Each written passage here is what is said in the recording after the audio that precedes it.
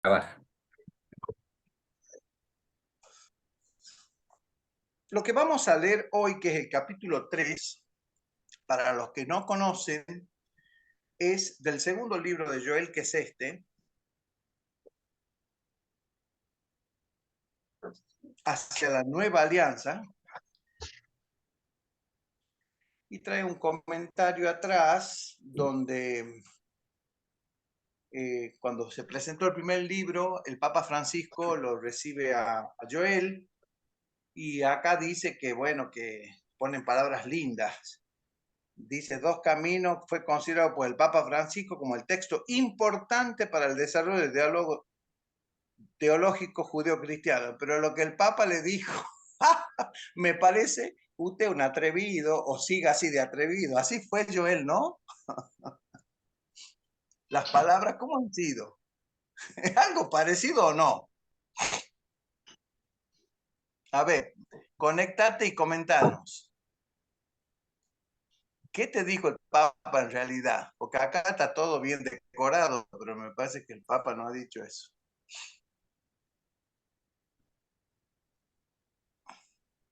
Está buscando el libro para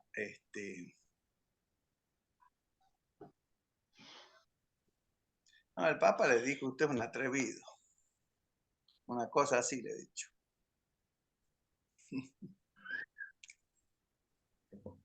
Desmuteate, Joel, así te escuchamos, ¿no?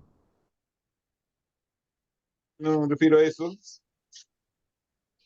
No, dice que está bueno. Acá, aquí está la primera parte. No dice que es un atrevido, como dice Guillo, porque es más suave. Dice que precisamente quiero agradecerle el enfoque creativo, arriesgado y respetuoso de su libro. Me convocó a conferencia de Cardenal Letelier. Creativo, arriesgado y respetuoso. Y que le convocó es importante. Y que evocó la conferencia Cardenal Lutiller sobre el tema. Cardenal Letelier es un judío que se convirtió al catolicismo. Sí, además fue obispo, arzobispo de París. Jean-Marie Lutiller. Cardenal de París. Sí. Bueno, muy bien. Entonces el capítulo 3 de este libro que acabamos de mostrar, tiene como título Dos caminos de salvación para el pueblo de Dios. En un simposio que se celebró en la conmemoración del 40 aniversario de la declaración de Nostra Aetate. Nostra Aetate en realidad viene del Concilio Vaticano II, significa nuestra época, y es un documento sumamente importante porque fue a pedido de Juan XXIII para que el tratamiento de las relaciones con otras religiones, sobre todo la judío-cristiana, tenga como basamento que nunca antes estuvo, porque fue de verdad la base, el punto de partida fue Nostra Aetate. Este documento cumplía 40 años en el 2005 cuando el cardenal Walter Kasper leyó una carta del Papa Benedicto XVI en la que el sumo pontífice expresó su esperanza de que en el diálogo teológico, así como en los contactos y la colaboración cotidiana de los cristianos y los judíos, ofrezcan un testimonio común, cada vez más convincente del Dios único y de sus mandamientos, de la santidad de vida, de la promoción de la dignidad humana. Más adelante, el cardenal Kasper insistió en la tarea teológica que le espera a la nueva generación. ¿Y por qué? Lo novedoso de esta relación, cuando decimos teológica, o de este diálogo cuando le ponemos el adjetivo teológico, es que va siempre mucho más allá de lo que ya ha ido en su principio, que era una mera relación cultural de buena disposición, ¿no? Y tal vez de puntos en común. Y los que no estaban en común se dejaban de lado. Yo cuando descubrí el modo en el cual Joel es partícipe, yo me di cuenta que aquí no hay que olvidarse de ningún punto porque todo tiene una fluidez perfecta de Antiguo a Nuevo Testamento. Antes los puntos a favor se los tocaba y los que estaban dudosos no se decía nada. Bueno, a partir de esto fluye el Antiguo Testamento en el Nuevo de un modo impresionante. Tenemos algunos fragmentos, pero todavía no una verdadera teología del judaísmo. Del mismo modo, queda por elaborarse una teología judía del cristianismo, insistió el teólogo, el cardenal Casper. El aporte de este capítulo al diálogo teológico consiste en concentrar varios ejemplos de las enseñanzas del Nuevo Testamento sobre la existencia de dos caminos de redención y en agregar nuevas perspectivas en la formación de una teología judía del cristianismo, tal como el cardenal Casper lo solicita. La contribución a la formación de una teología judía del cristianismo que se pretende realizar en este trabajo consiste en tener en cuenta que el pueblo de Dios está formado por dos casas. En esto les pido a los nuevos que presten atención y si pueden anotarlo en un papel, mejor. Consiste entonces este trabajo en tener en cuenta que el pueblo de Dios está formado por dos casas o dos reinos. Hay un micrófono que está haciendo resiliencia, a ver si se puede corregir. Dos casas o reinos, la casa de Judá y la casa de Israel, actualmente separadas y recorriendo distintos caminos de salvación y que en los últimos 2000 años se agregaron a la casa de Israel también los gentiles. El Talmud, Tratado Pesajim 87b, dice, para salvación también de estos, es decir, está la casa de Judá, la casa de Israel y agregado los gentiles a la casa de Israel. La casa de Judá son los que se quedaron, la casa de Israel fue la que se dispersó.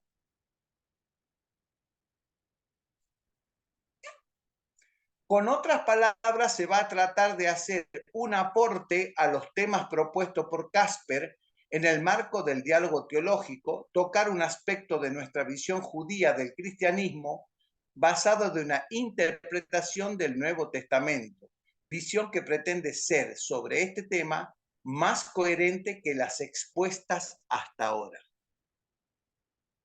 Bueno, es de notar que el autor de este libro, Joel, que está presente aquí con nosotros, toma del Nuevo Testamento, ¿no?, siendo un estudioso del mismo, toma del Nuevo Testamento los elementos de relación hacia el Antiguo Testamento y puede ir y volver dando razón de una coherencia teológica en el plan de salvación o economía de la salvación judeocristiana.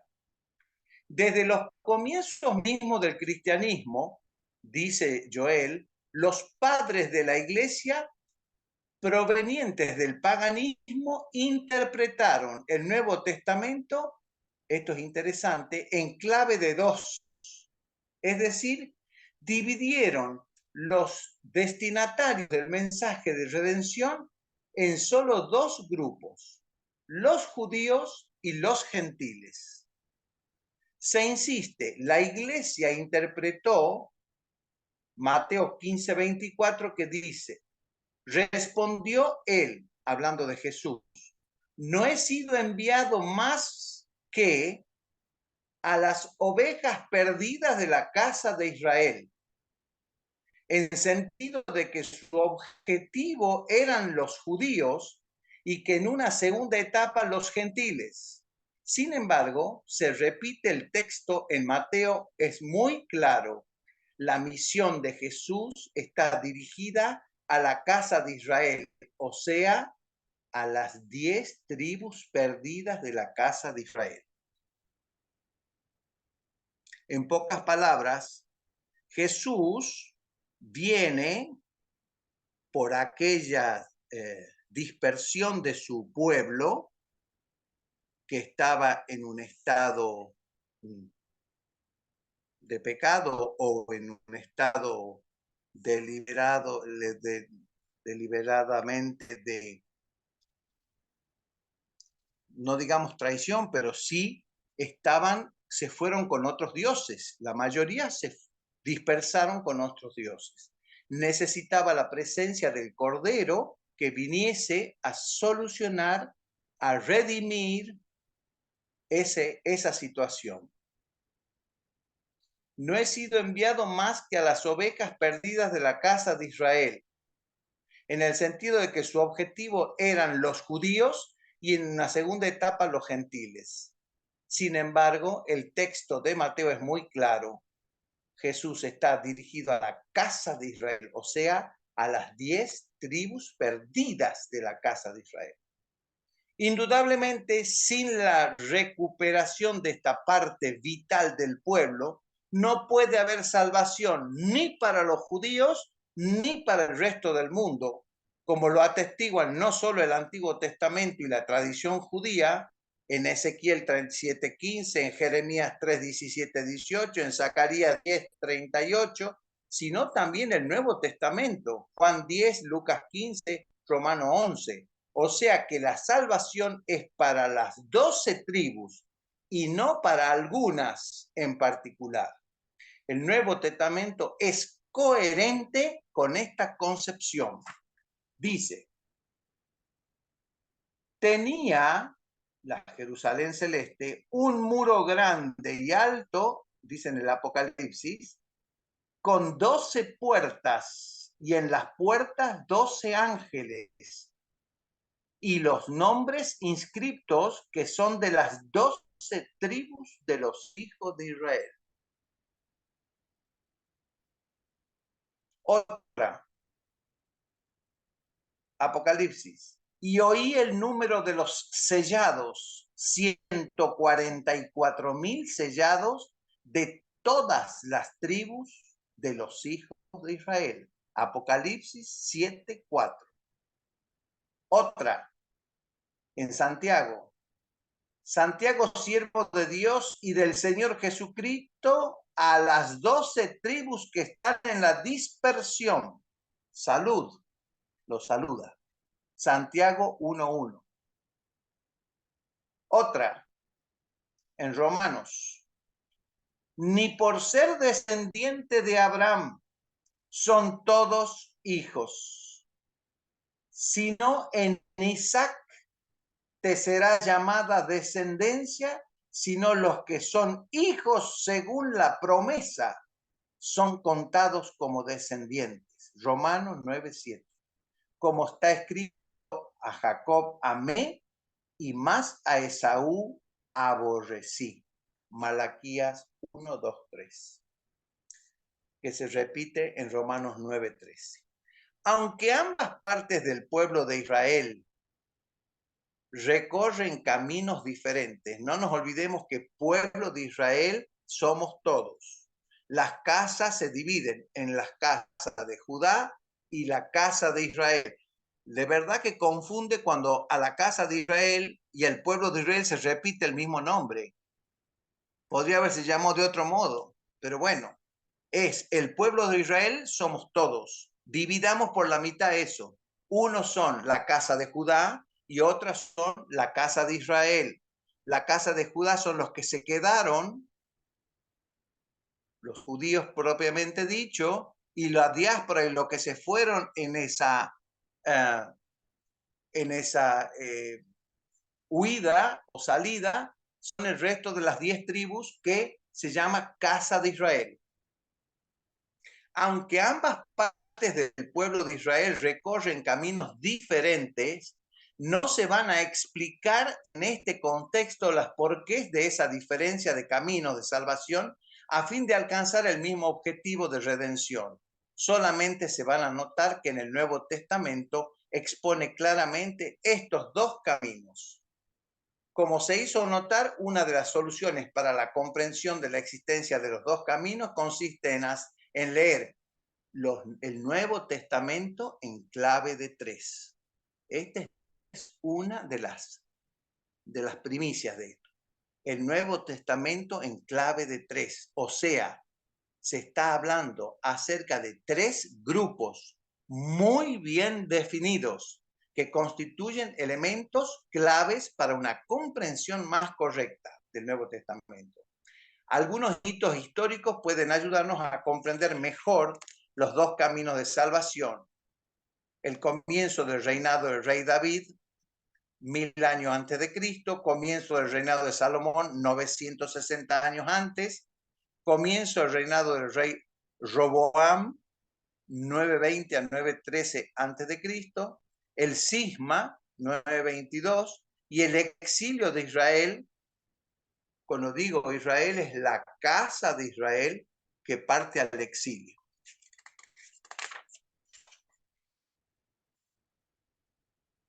Y esa dispersión está a cargo de Asiria, ¿no? Los asirios en el menos 722, el exilio del reino de Judá por Babilonia en el menos 500, el retorno de la casa de Judá promovida por el rey Ciro de Persia, 461, la destrucción de Jerusalén por Roma, años 70 de la era esta, y el segundo exilio de la casa de Judá por el Imperio Romano, años 130-132. Esto es más o menos para ubicarnos así. Acá hay dos ejemplos de escritura que con esto vamos a terminar. Yo sé que hay para explorar en este capítulo un montón de cosas más, pero voy a citar uno que es Mateo 9:17. Los que quieran seguirlo, Mateo 9:17. Aquí se van a citar algunos textos en los que es posible leer acerca de la existencia de dos caminos de salvación. Mateo 9:17. Este primer ejemplo ya expuesto en el trabajo anterior, o sea, en el libro presentado anteriormente, abre en el marco de este capítulo nuevas puertas. Los 3 sinópticos, los evangelistas sinópticos, traen esta alegoría, pero será suficiente analizarla en el texto de Mateo que dice: no echen vino nuevo en odres viejos.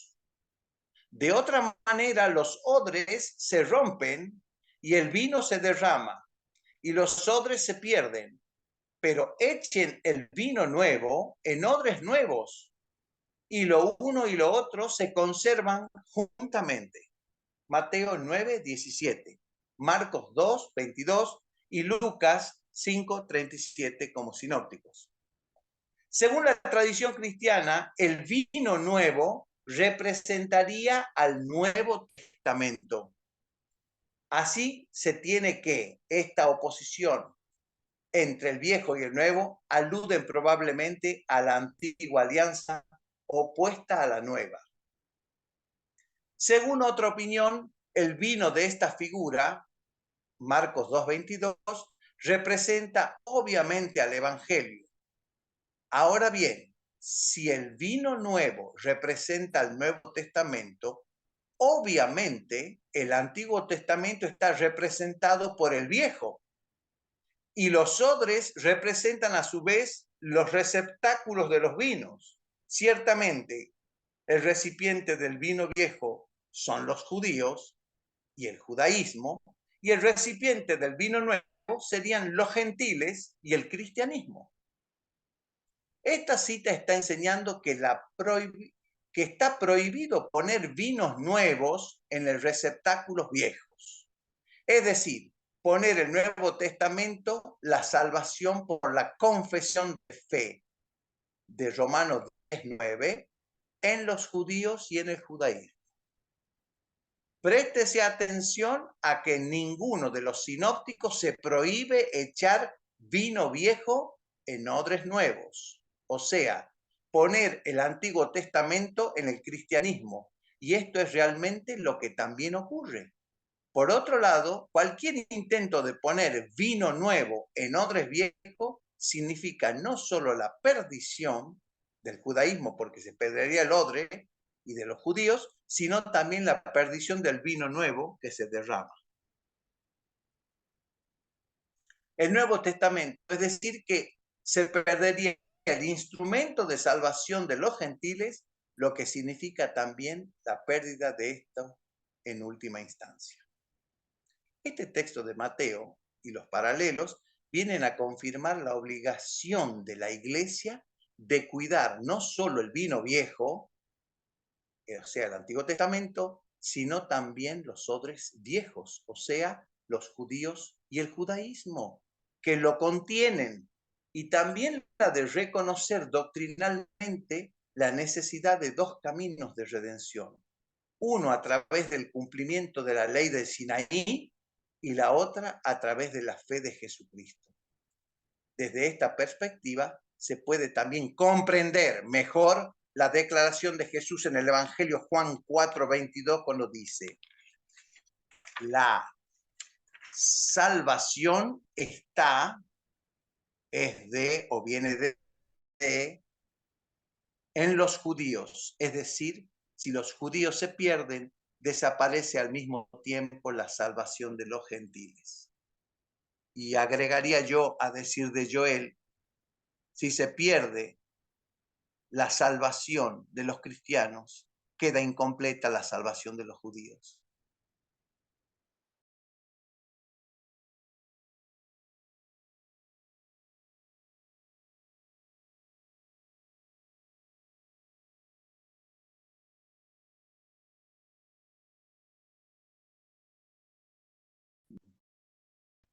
Como algún modo de conveniencia de que todo vaya de acuerdo a al camino que está cada uno.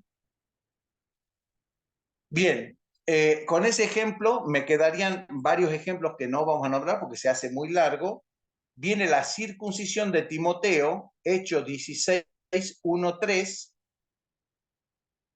y solamente la voy a leer y no la voy a analizar porque se hace muy tarde, pero ustedes ténganla como un hecho. En Hechos 16, 1-3 dice: después llegó Pablo a Derbe y a Listra, y de allí había allí un cierto discípulo llamado Timoteo, hijo de una mujer judía creyente, pero de padre griego.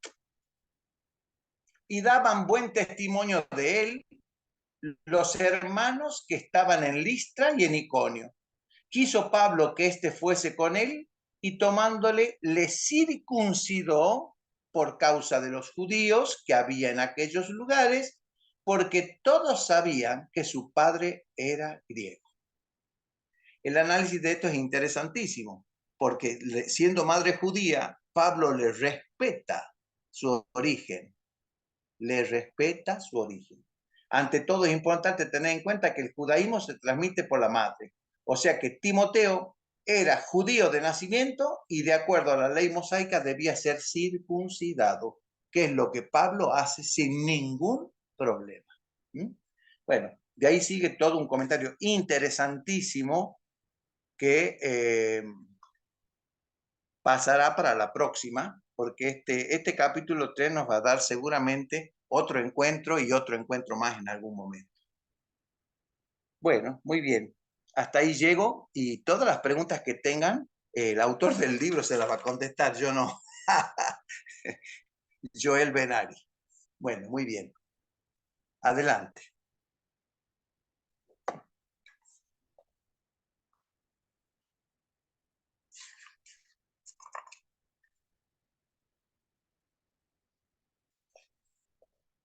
Si es que han podido anotar el tema del pueblo de Israel, casa de Judá o reino de Judá, casa de Israel, también el Talmud dice, según cuenta Joel, que esa dispersión ha sido hecha también o permitida para atraer, agregar gentiles al pueblo de Israel. Es como un plan de Dios. En la dispersión, cuando nosotros volvemos como iglesia,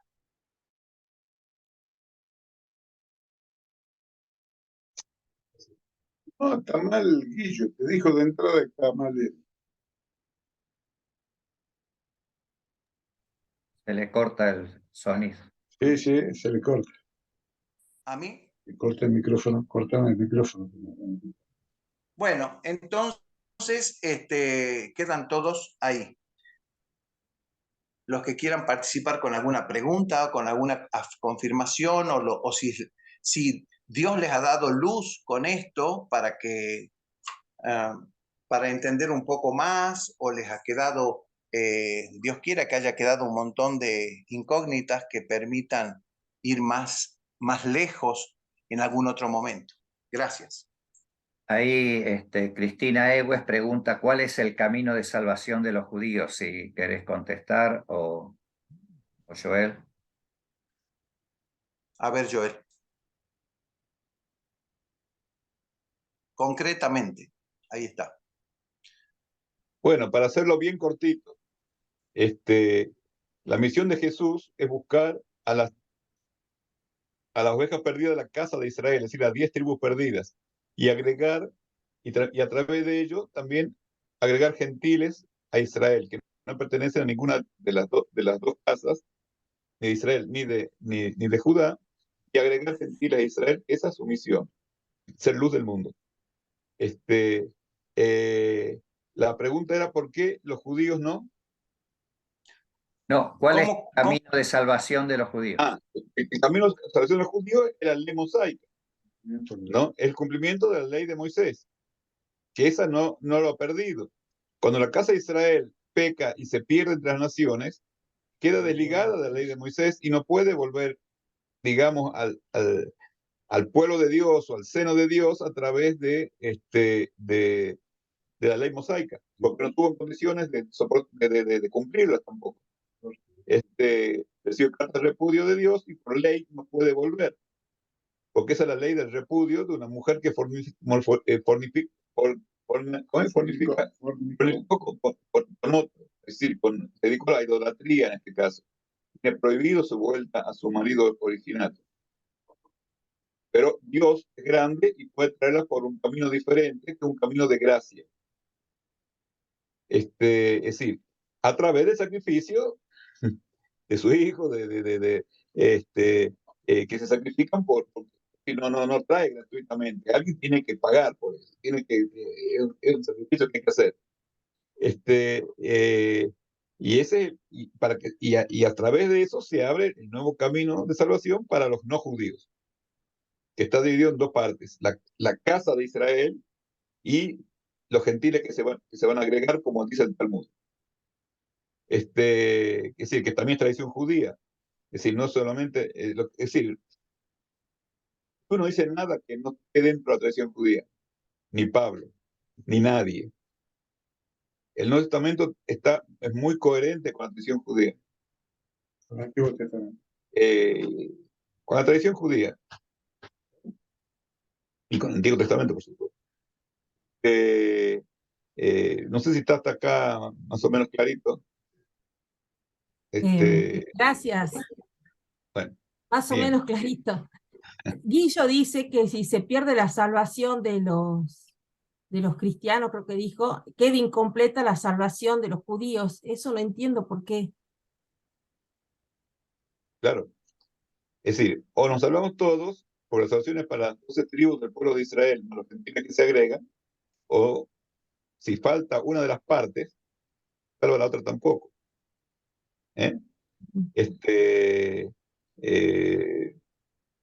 Salvaciones para todo el pueblo. Si una parte cae y si no alcanza su nivel de salvación, entonces no se salva a nadie. Lo que pasa es que con las 10 tribus que no pudieron o que salvarse a través del cumplimiento de la ley, la llegada de Jesús les da una nueva posibilidad de salvación a través de la fe en Dios, a través del intermediario que es Jesús de Nazaret. Sí, hay que creer en Jesús, sí, y a través de Jesús en el Dios Padre. Es otro camino. Esta frase, sí, esta Sí, frase que dicen en ¿cómo? el Evangelio.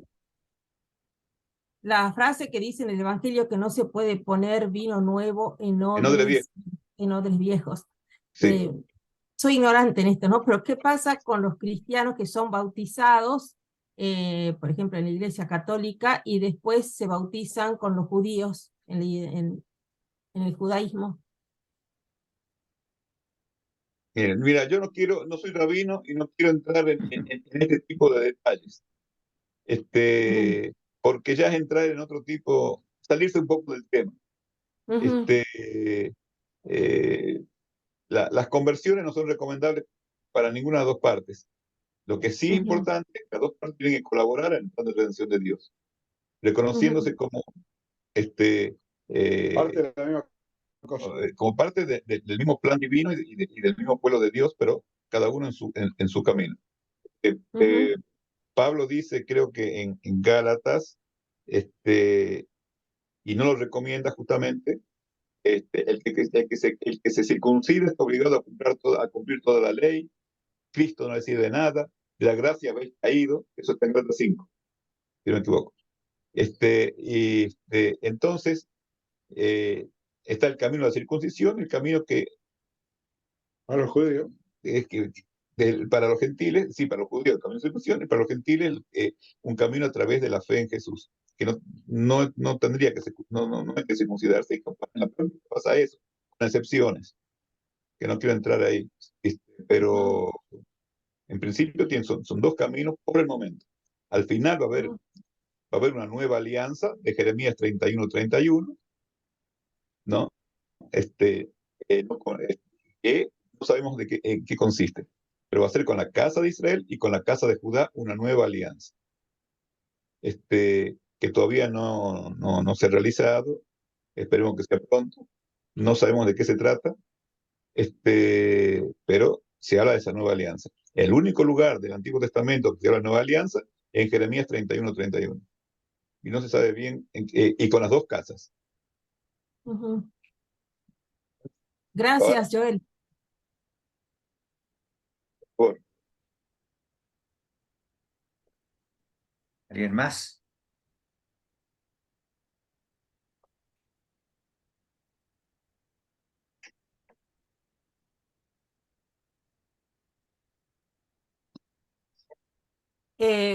También decía este Guillo que el Nuevo Testamento hay que leerlo en clave de tres porque hay tres grupos. ¿Cuáles son esos grupos?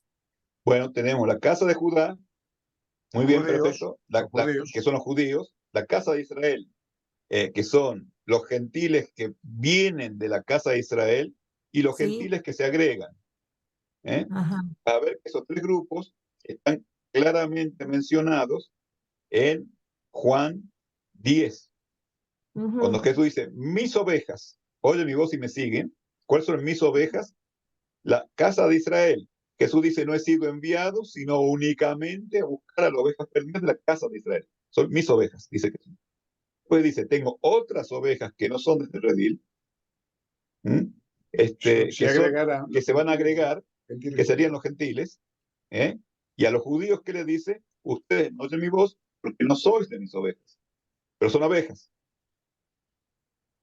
Y hay que tener cuidado hay que tener cuenta de que Jesús divide a las naciones en dos grupos, en ovejas y en cabritos, de los cuales los cabritos van todos al infierno, naciones cabritos, van todos al infierno según Jesús, y las naciones ovejas, ¿eh?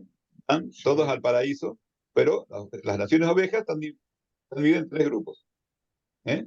En la casa de Israel, la casa de Judá y los gentiles, que a su vez son las tres ramas del obispo, del buen olivo, ¿eh? Las ramas, si algunas ramas fueron desgajadas, dice, este, y tú que siendo ramas de olivo silvestre no te van a gloria, porque Juan, eso está en Romanos 11, ¿verdad?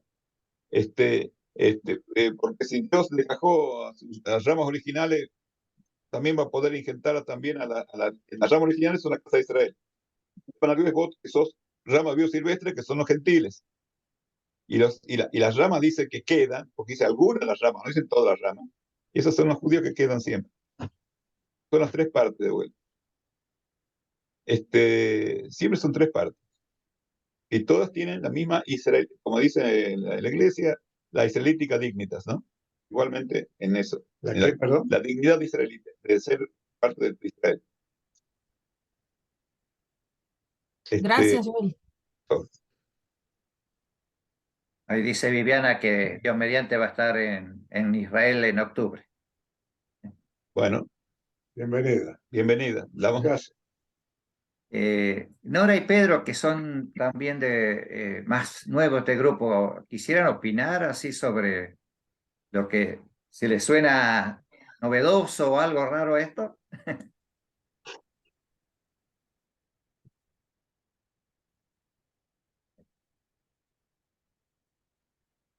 Es muy sugestivo, muy interesante. La verdad que la propuesta, la interpretación, digamos, la hermenéutica me parece muy sugestiva, eh, muy interesante.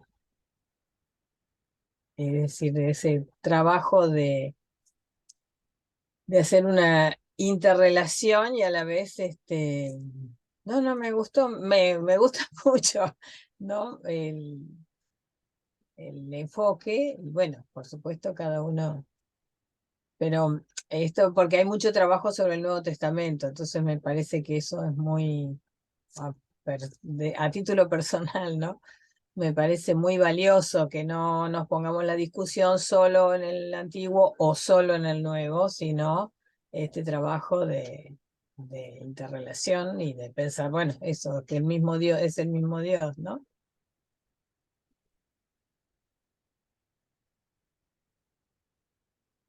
Personalmente yo nunca había leído esta cita del Evangelio de los odres viejos y el vino nuevo y vino viejo, así que bueno, la verdad que ahora lo voy a leer desde esa postura, ¿no? Porque antes no lo había visto así. Para mí es una novedad y debo confesar que no me quedaba muy claro qué quería decir con el vino nuevo, no se puede poner en odres viejos, a pesar de que leía otras reflexiones. Así que bueno, ahora voy a ver de volver a leer, pero con esta otra mirada, a ver qué luz me da también el Señor.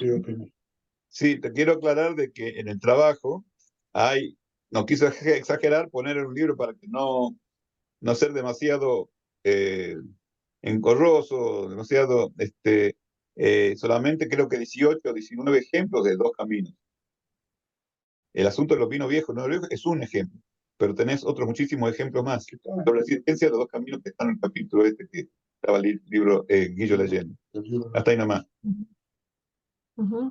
Los que no están en el grupo, yo le pasé al grupo, así que Guillo, si podés pasarles después a las personas de esta comunidad para que ahí lo puse el capítulo suelto, digamos, ¿no? En un PDF en Kibutz.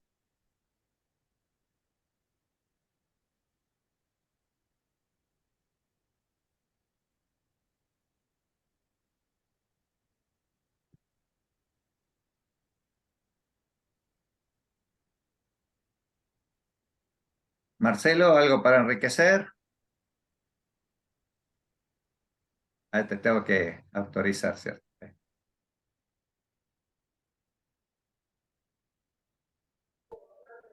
Ahí está. En realidad, escuchando, me quedó una duda, porque hay que decirlo.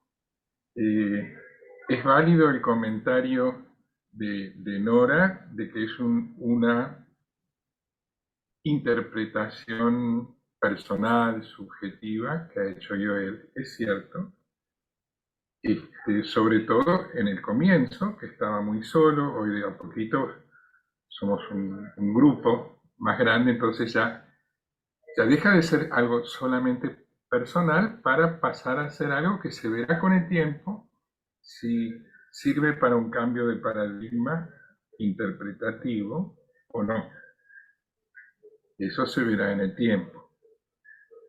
Yo conozco las ideas de Joel desde hace un par de años nada más. Y yo personalmente lo considero un cambio de paradigma directamente.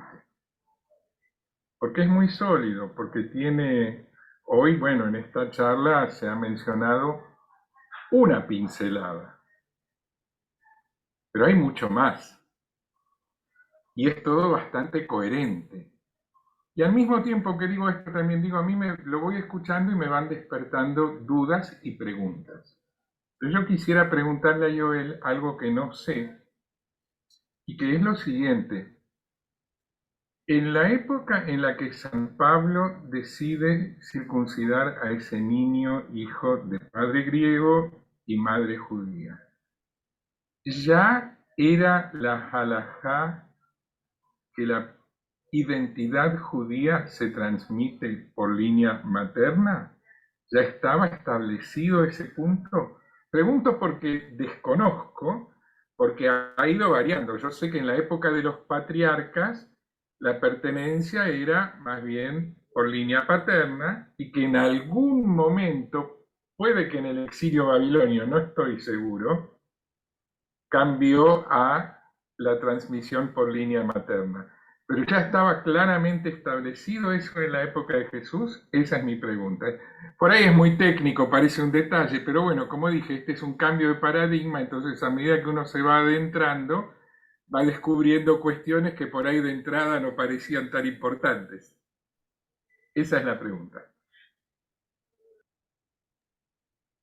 Eh, no sé cuándo se cambió, si es que se cambió. Sí, se cambió porque, por ejemplo, siempre se habla de Isaac, hijo de Abraham, y Jacob, hijo de Isaac y de Abraham, y va por la línea paterna. Este, pero en la época ya del primero, segundo templo, yo tengo entendido de que eh, la, pasa por la línea materna la pertenencia al pueblo judío. No sé cuándo hubo el cambio ese, habría que averiguarlo. Los rabinos posiblemente son más, tienen que saberlo mejor, yo no soy rabino. Y no quiero decir cosas que podría estar equivocado, pero hoy en día, de hace 2000 años, ya tenemos un antecedente perdón, en el siglo I, de que pasa por la línea materna, en el Nuevo Testamento. Pues, ¿Eh? Podemos pasar por la madre, no por el padre. Pero nada más, hasta ahí me quedo.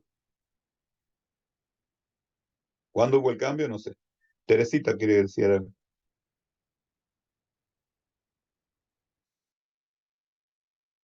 Sí, quiero saber, son tres las religiones monoteístas que yo conozco. Este camino va solo para dos, porque hasta ahora la otra tercera no la nombraron, no entiendo. Quiero, si es posible, una aclaración. Gracias. Lo único que lo que estamos hablando acá es del pueblo de Israel, que está formado por dos grupos, por la casa de Judá y por la casa de Israel, que se dividió en su momento, a la cual a la casa de Israel se agregan los gentiles.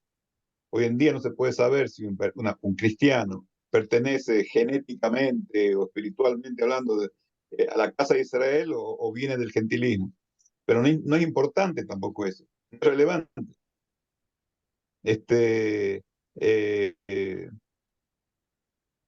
más o menos, Teresita, lo que estoy diciendo.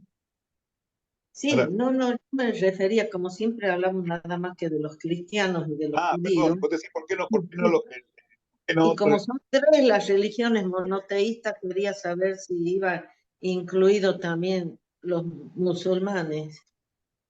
Bueno, yo no quiero entrar en el tema de los musulmanes, solo te puedo citar a Juan Pablo II, ¿eh? que es que dice que el Islam no es una religión de redención.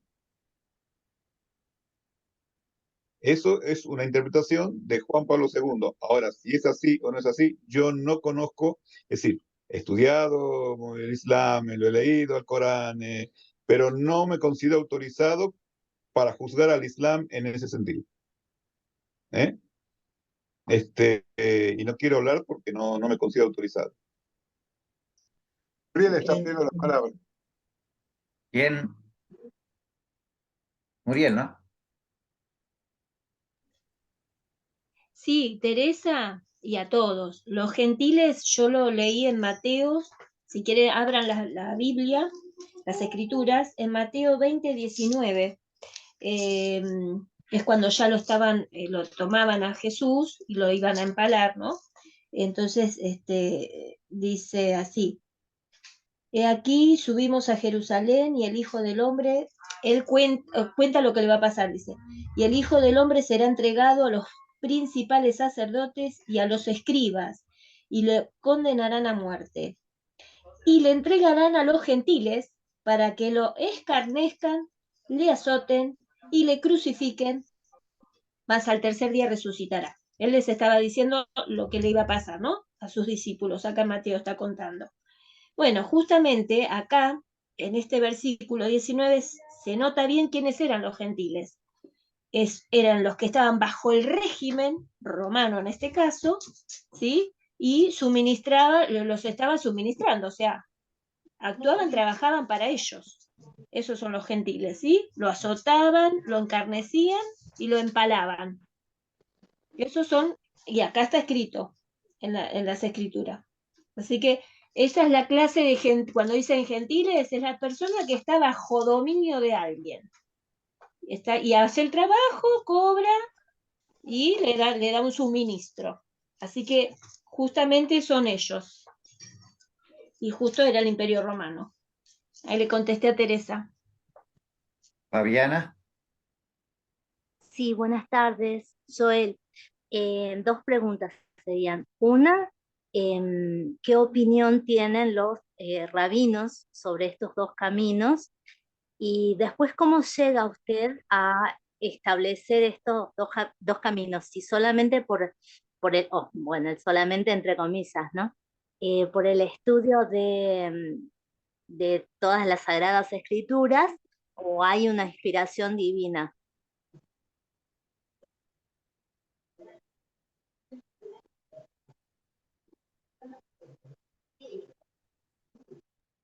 Estoy dando lugar, Joel. Ahí está. Ahí está. Bueno, primero de todo, de que Jesús entregado, los gentiles son los romanos, no son los judíos. En la Palestina de aquella época, en Israel de aquella época, existían judíos y gentiles, que los gentiles eran los romanos, que era la potencia dominante. Y gente de otros pueblos posiblemente que venían, si es que estaban de pasaje, porque las peregrinaciones que hacían de otras naciones, de otros lugares del Imperio Romano a Jerusalén eran de judíos que venían a las fiestas a peregrinar.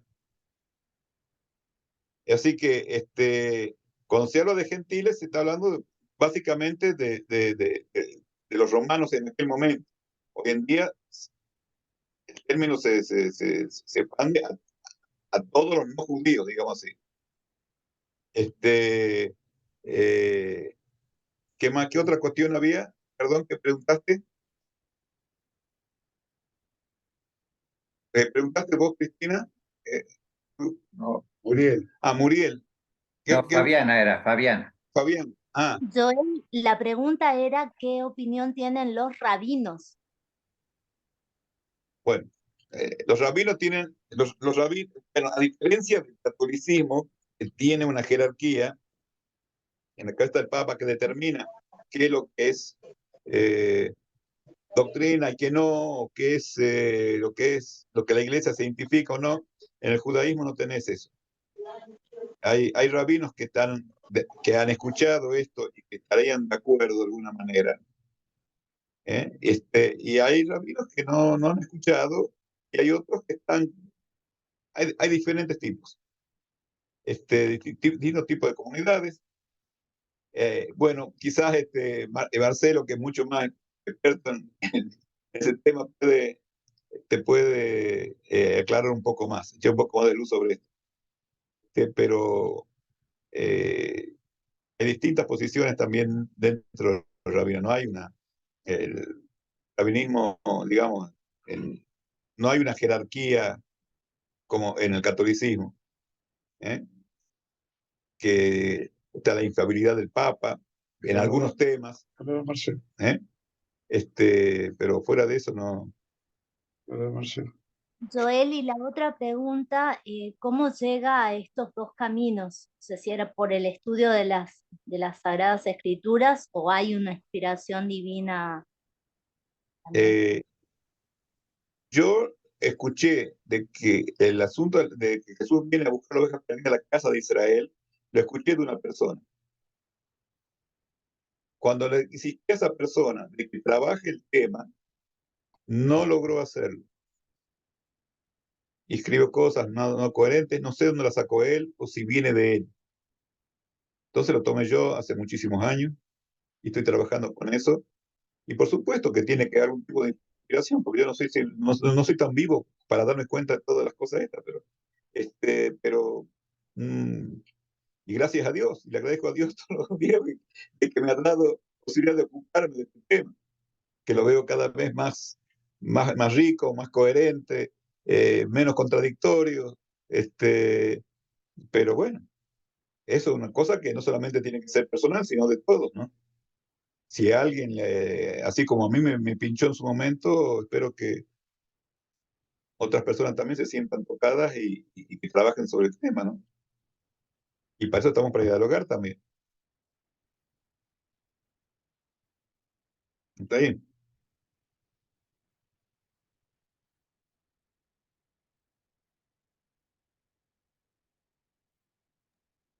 ¿Alguien más?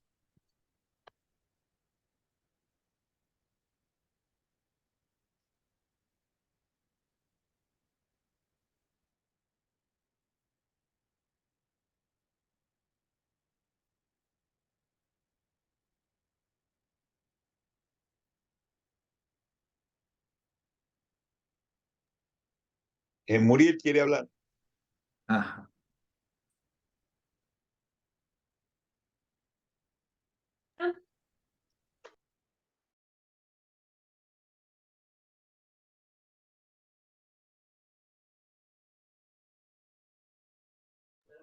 Ahí estamos. Sí, bueno, Guillermo leyó, me escuchan, ¿no? Sí. Ok. Ahí estamos. Bueno, Guillermo leyó o hizo el resumen del libro de Joel.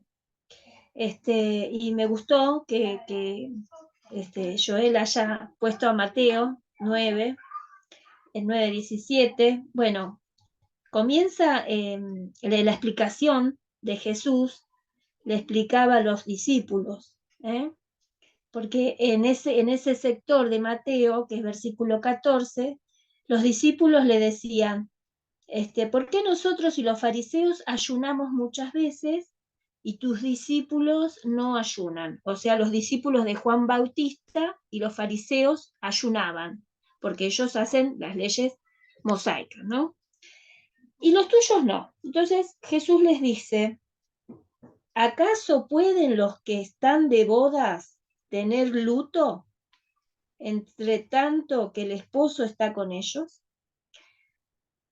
Bueno, esto es muy parecido al vino, porque el esposo es propiamente Jesús. Acá hace ver que es él es el vino nuevo, ¿no?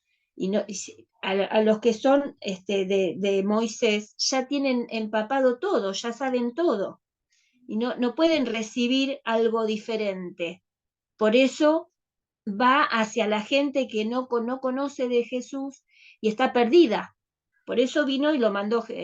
¿Para qué? Para restaurar y rescatar el nombre de Yahweh, porque no lo nombran y es el día de hoy que no lo nombran. Jesús vino para instalar y decir, nombren a mi Padre, no a mí no me pidan nada. Siempre a través de mí reconozcan que soy el Hijo, pidan a mi Padre. Pero tienen que reconocer a Jesús. ¿Por qué les decía eso? Porque no nombraban a Yahweh y es el día de hoy que no lo nombran. Por eso lo mandó, para ayudarlos a que no estén con esa interpretación que les quedó y están encerrados y no salen de esa interpretación. Entonces dice, bueno, vamos a mandar y Jesús aparte, no solo para eso, sí, para la vida eterna, porque estábamos en pecado y moríamos mal, moríamos sin que el espíritu vuelva a los cielos, ¿sí? Entonces eso es el regalo que vino a hacer Jesús. Y el regalo más grande es que nombremos al Padre, que nombren su nombre. Por eso cuando muere, dice, he glorificado tu nombre. Él vino y así hizo su trabajo. Ya pasaron 1990 años y aún siguen así con miedo, temerosos de no nombrarlo. No, lo que más quiere él, Yahweh quiere que lo nombremos. En las escrituras están cambiadas porque justamente es atemorizador, diríamos, ¿no? Para que nunca se pueda llegar a este camino que se está formando, que es el camino de él. Entonces está trabado y hay que destrabarlo. Es el momento. Entonces, cuando uno hace una oración, no hay que temer, porque uno está consagrado a él. Vivimos gracias a él. Todos los días el presente nos lo da él. Entonces, bueno, hizo un rescate a través de su hijo Jesús para todos los israelitas, para la casa de Jacob. Judá fue la peor, la que más sufrió, porque lo que le hicieron en Babilonia, lo que sufrieron todos, el rey Joaquín, todo lo que estuvo ahí, y bueno, todo lo que uno va leyendo, todo lo que padecieron, fue la peor. Y lo mismo dice Jeremías, que también lo nombras en Jeremías 32, si quieren abrir y leer, 32, a ver si la tengo, sí, 33, dice Yahweh, haciéndolo escribir a Jeremías. Jeremías escribe lo que le indica Yahweh. Dice, pero este es el pacto que haré con la casa de Israel. Después de aquellos días, dice Yahweh, daré mi ley en su mente y la escribiré en su corazón. Y yo seré a ellos por Dios, y ellos me serán por pueblo. Y no enseñará más ninguno a su prójimo, ni ninguno a su hermano, diciendo, conoce a Yahweh, con lo que estamos haciendo. Bueno, entonces, porque todos me conocerán, desde el más pequeño de ellos hasta el más grande, dice Yahweh, porque perdonaré la maldad de ellos y no me acordaré más de su pecado. Habla de toda la casa de Jacob, ¿sí? Y en especial de Judá, que después volvieron, pero ahora estamos rescatando a todos los perdidos. Y hay que nombrarlo a Yahweh sin miedo. Eso que impuso el hombre, hay que trabajarlo, es el consejo. Ok. Simplemente para evitar confusiones, quiero agregar que esto que ha planteado Muriel es una interpretación muy válida. Estoy seguro que los testigos de Jehová estarían muy de acuerdo, por ejemplo, con su teología, pero que no tiene que ver exactamente con la parte de la obra de Joel que expuso Guillermo y a la cual estamos en esta reunión tratando de entender más en profundidad. Lo aclaro no para discutir con las ideas de Muriel, que son muy válidas, respetables y podrían dar lugar a que exponga en otro encuentro alguna vez con mucho gusto, pero estamos hablando de ideas que yo dije son un cambio de paradigma. Para muchos o para algunos es la primera vez que las encuentra, entonces para no confundir las cosas, una cosa es una cosa, otra cosa es otra cosa, lo que leyó Guillermo, lo que está comentando Joel hoy, con este planteo, yo no veo la conexión, perdón. Entiendo la interpretación desde Muriel que sí es coherente, pero es un desarrollo, es irse por la tangente. Por ahí sería interesante que este punto lo trabajemos en otra reunión, Muriel. Vi que estabas levantando la mano. No, perdón, no recuerdo ahora tu nombre. Contaste que fuiste arqueólogo, sí. Que trabajaste en Tierra Santa décadas, así que, bueno, te cedo la palabra, me callo. Bueno, algo como señaló Nora, creo que bueno, es una apertura como para que podamos dialogar y encontrar las posibilidades de comprender esto, especialmente cuando siempre escuchamos que hay un camino y ahora pues, pensamos en que hay una apertura o que siempre estuvo, o es el mismo camino, pero cómo lo ensamblamos. Y cuando Marcelo planteaste lo de la circuncisión, pero también que el útero es el que fija el ser de la nacionalidad, lo que ocurre con Mateo, que será tema para otro momento, especialmente el Evangelio de Mateo, que escribe para judíos en su momento, claramente. Hay aplicaciones interesantes cuando mencionabas, porque en la genealogía misma de Jesús hay úteros que no son judíos. Entonces es interesante, tal vez cuando creo que Teresita preguntaba de la situación de la otra línea, digamos, del Islam. El útero de Agar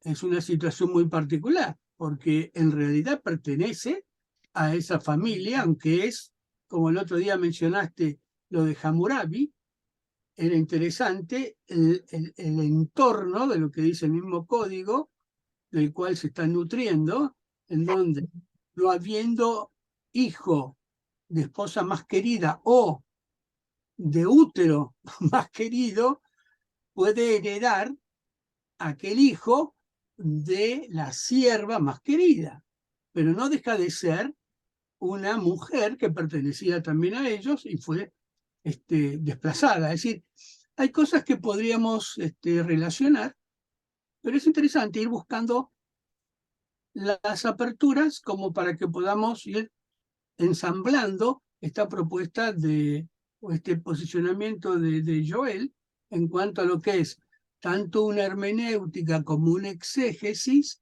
teniendo algunos aspectos, como dijiste recién, dentro de algunas, entre comillas, teologías, ¿no? Es decir, nos podría llevar por otros senderos que no es lo que está planteando Joel. Por eso me pareció interesante, yo creo que Muriel va a entenderlo, ella suele utilizar recién en las palabras cuando fue empalado, y es una de las cosas que hermenéuticamente y exegéticamente podríamos estar discutiendo un largo tiempo y no es el sentido de lo que Joel está presentando. Creo que es una apertura, son caminos y en los caminos tendríamos que ir despejando con algunas cositas que están ahí, pero me pareció, Marcelo, interesante cuando preguntabas del útero. Yo digo del útero femenino, precisamente, que marca nacionalidad. Mateo es claro, utiliza en su genealogía úteros que no son judíos. Y de ahí, Judíos. claro, y entonces ahí estaría también una posibilidad de poder dialogar en cuanto a esta situación, ¿no? Es decir, como que el texto está diciendo, bueno, miren, presten atención, tampoco nos vayamos a un extremo o al otro, sino encontremos los senderos como para poder llegar a esto. Creo que da para exégesis, hermenéutica y también un panorama completo en cuanto a lo que es el Antiguo Testamento con el Nuevo y el Nuevo con el Antiguo, ¿no? Es decir, especialmente cuando uno toma los profetas o interpretamos algunas cuestiones que, como dijo Joel cuando habló, le preguntaron, bueno, son desafíos temerarios, no sé lo que fue lo que dijo, arriesgado, pero yo digo, temerarios, pero si podemos llegar a un acercamiento a esta situación. Creo que Teresita preguntaba, creo que también podemos entender que el otro sector de las religiones históricas y universales también entraría por ese camino. Sí. Gracias. Gracias.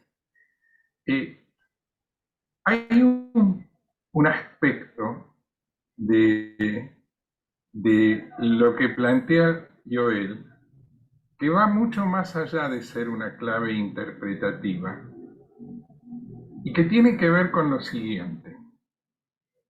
A mi entender, ahora estoy hablando desde un pensamiento propio, un minuto. A mi entender hay una tradición interpretativa desjudaizante en la cristiandad, que busca encontrar en el Antiguo Testamento, en el mejor de los casos, los anuncios de la futura venida de Jesús. Y no mucho más allá. Con lo cual, lamentablemente, la cristiandad se pierde la posibilidad de interpretar en otros sentidos el primer testimonio, no ya Antiguo Testamento. Y lo que hace Joel es poner en diálogo teológicamente a esos dos libros. Entonces, yo digo que es un cambio de paradigma, porque está, no por el hecho de tener una clave interpretativa que posiblemente pueda ser muy rica para el desarrollo de teologías y doctrinas en el futuro, y que ya estamos intuyéndolas cuando lo escuchamos. El cambio de paradigma está en otro lado. Está en que pone en diálogo de otra manera al primer testimonio con el Nuevo Testamento. Y digo a propósito primer testimonio y no Antiguo Testamento. Le da otra categoría para comprender qué sentido tiene la vida, la enseñanza de Jesús, pero visto desde otro lugar, no desjudaizado ni desjudaizante. Y esto me parece que es un aporte, ahí para mí está el cambio de paradigma. Bueno, perdón, pero es una reflexión. Gracias.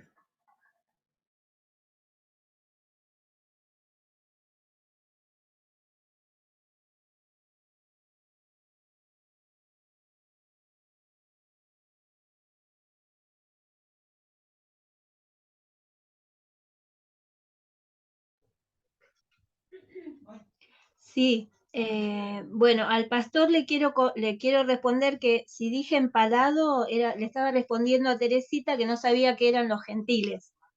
No es que es una religión, sino que es un sector de una población en la época de Jesús, que Jesús mismo se refiere a los gentiles, que eran los que lo iban a empalar, ¿sí? Los mismos romanos, los que trabajaban para el Imperio Romano.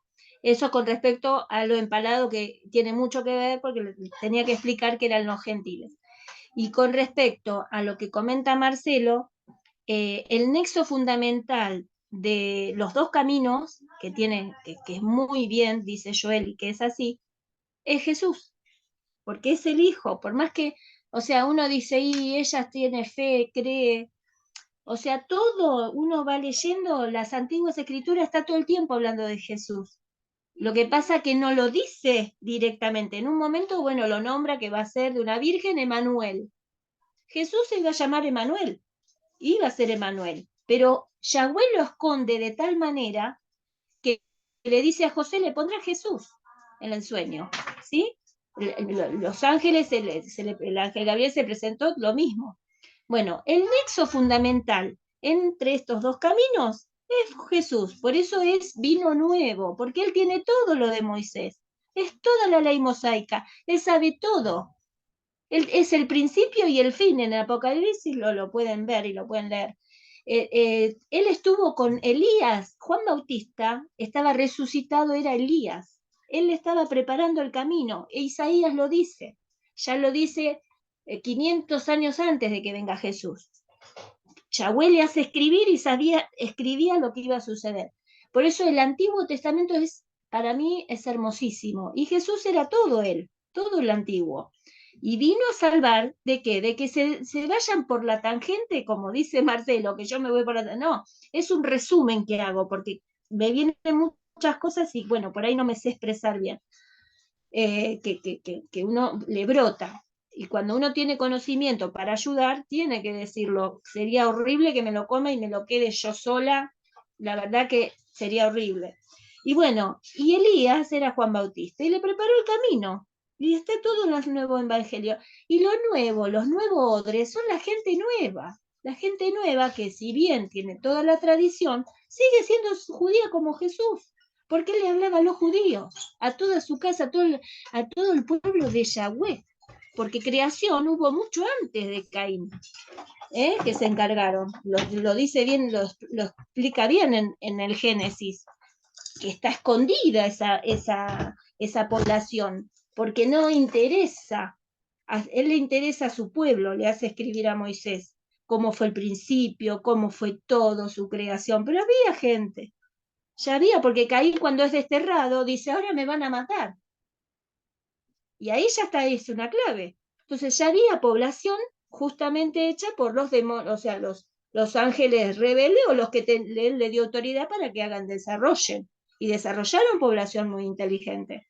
Y hubo mucho avance y eran ciudades que ya existían. Bueno, entonces el nexo fundamental es Jesús. ¿Y la salvación por qué?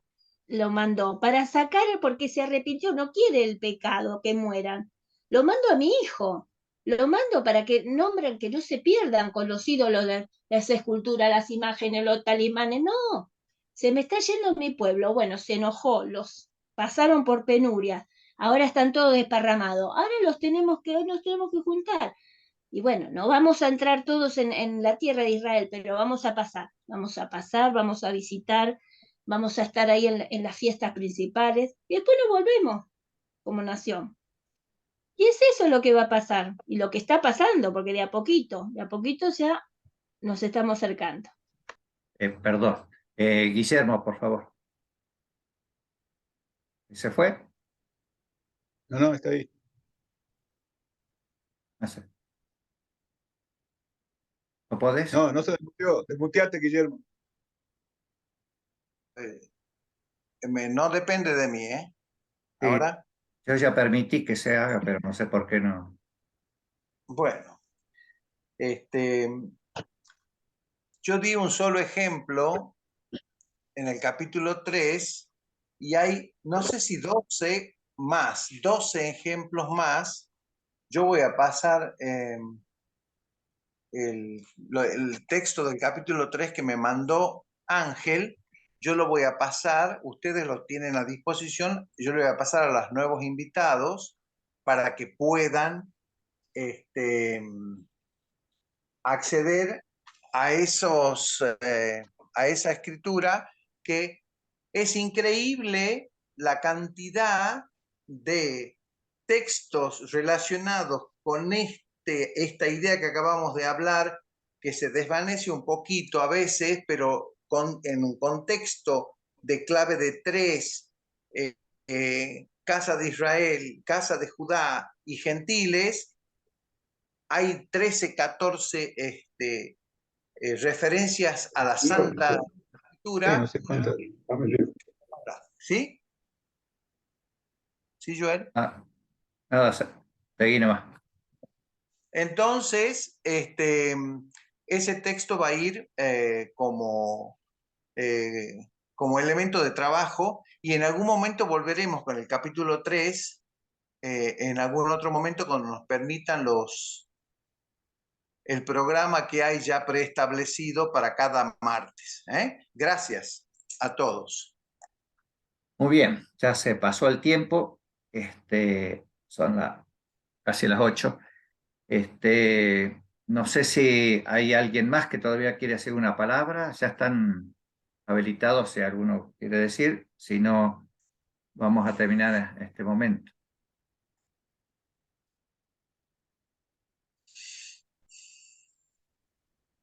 ¿Está bien? Muy bien. Perdón, solamente que mientras esperamos y seguimos este diálogo, mientras que cada uno de nosotros cumplamos la ley mosaica y la síntesis que hizo Jesús, bueno, creo que el reino de Dios de los cielos será visible en el mundo, ¿no? Así es. Muy bien, con esas palabras nos despedimos. Muchas gracias. Nos vemos el martes, Chao. no Dios mediante. Gracias por los quiere. nuevos que han Hasta el aparecido martes, hoy. Jesús. Gracias a Guillermo Zamudio que los dejó venir. Gracias.